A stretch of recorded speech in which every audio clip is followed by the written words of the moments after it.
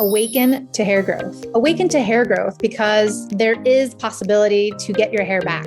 Awaken to hair growth because we're not told that we're able to conquer and overcome alopecia. Awaken to hair growth because I want to be a positive light and beacon for you because I've healed my alopecia and now I help others do the same with different types of alopecia, men, women, children of all ages, of all races and ethnicities.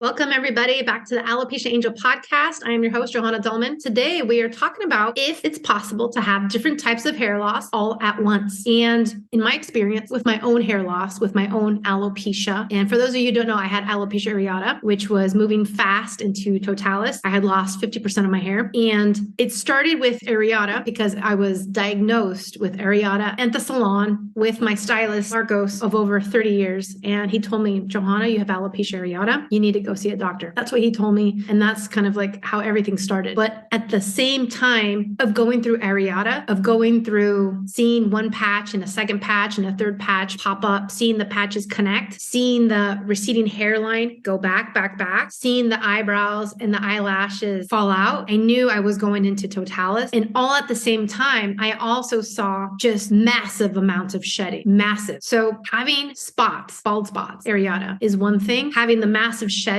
that's telogen effluvium. That's the second type of alopecia. So from my own experience personally, I knew that this was probably happening to many more people out there. And this is also potentially why there's a situation with being misdiagnosed. Many times when my customers and my clients come to me, they say that they have multiple types of hair loss, right? Because most people, when you have a situation like hair loss, you start Googling, right? You start looking online, you start seeing, what does this resemble? What could this possibly look like? And even when you go to a doctor, in episode 10, I have an interview with a client who she has scarring alopecia and she saw hair growth in the program. The thing is, it's like she had 5 different diagnoses. She had 5 different doctors tell her 5 different things. And it could be a variation, because scarring in it of itself has different subcategories of it, just like alopecia. Alopecia is just one big name brand for hair loss. But then after that, then you have a bunch of different types, right? And so this is the situation that many of you, if not most, are dealing with, because you can have areata like I did, but you could also have telogen effluvium like I did. And you can also have potentially even one more, like androgenetic. And even when I think back about to the most recent clients that I've had, a lot of them don't even know. They don't know the type. They just know it's too much for them. Or they know that they have bald spots, but maybe it doesn't look like the classic pictures that you would see online. Or maybe they think it's androgenetic, but it doesn't necessarily fit, but it fits the most or the best out of everything that they've seen, read, or heard. In this case, the way you treat hair loss is a little more complex, maybe from a couple different angles and maybe with a couple different strategies. In my case, healing the areata and the telogen effluvium at the same time was, probably just as challenging as it's been for all of you. Not to say that you can't heal, because you can. Not to say that you can't overcome it, because you definitely can overcome it. It's also about the strategy, the approach, and how to mitigate it. And also, who you're talking to, who can help you get to those results. And the other thing I wanted to mention about having multiple different types of hair loss is that you can have different types of hair loss throughout different types of your life. So for example, you can have postpartum hair loss, right? So that's after having a baby. And that happens too, after having a baby. So if you didn't have a baby and you have hair loss, then we already know there's an imbalance, right?